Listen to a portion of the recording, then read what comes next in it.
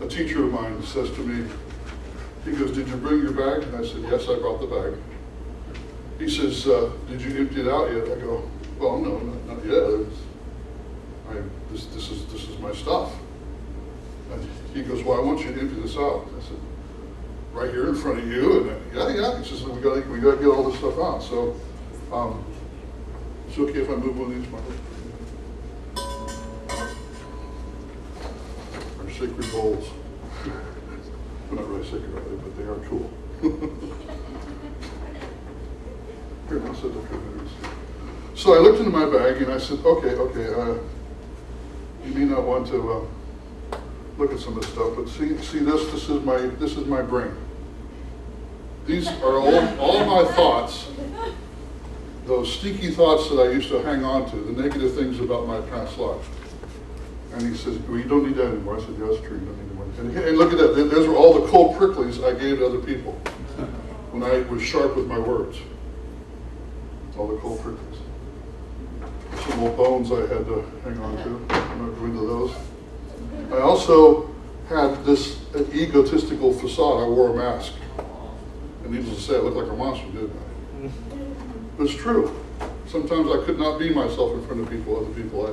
I had to wear this mask and try to be something I was not. And in my position, being big and tall, I had to be controlling and forceful.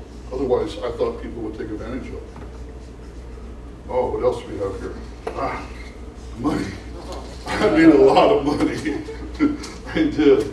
In fact, I started out young. Look at this. This is a picture of me when I was a young fellow, when I first started performing as an entertainer. Boy, was I with it or not, huh? You're supposed to be laughing. Okay.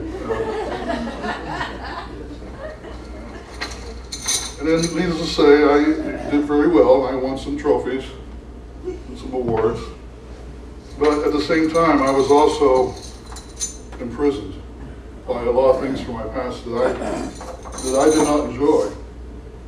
But when I was awakened and I stepped into the presence of God, those chains fell away. All these things began to disappear in my life. And I began to see that there was something more. And you look inside the bag and you see there's nothing more. And yet I reach in and I pull out Spirit. See it? Okay, you can't see it, right? But watch. Oh, there it is. there it is.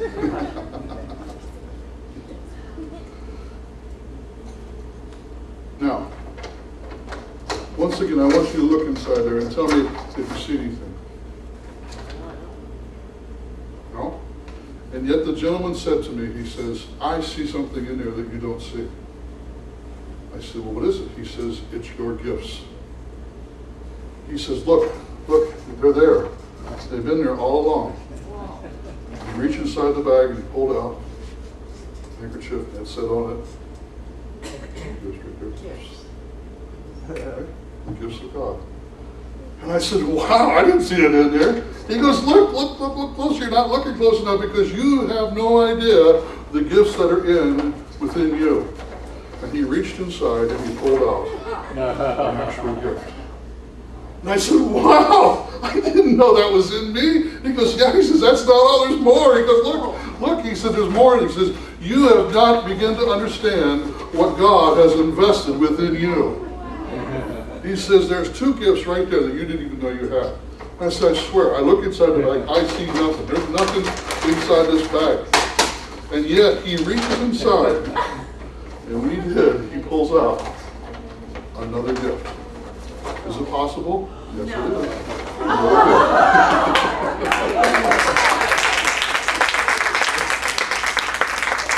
Now, you were amazed by my little magic trick. But I'll tell you, it's even more amazing when the gifts of God that are hidden within you start exhibiting themselves. When you start recognizing that what happens is the Holy Spirit, in my mind, the Holy Spirit shines a light within you and said, "You didn't see this in there. It was there all along."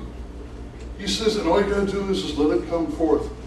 And when it does, you exercise your gifts and they come alive.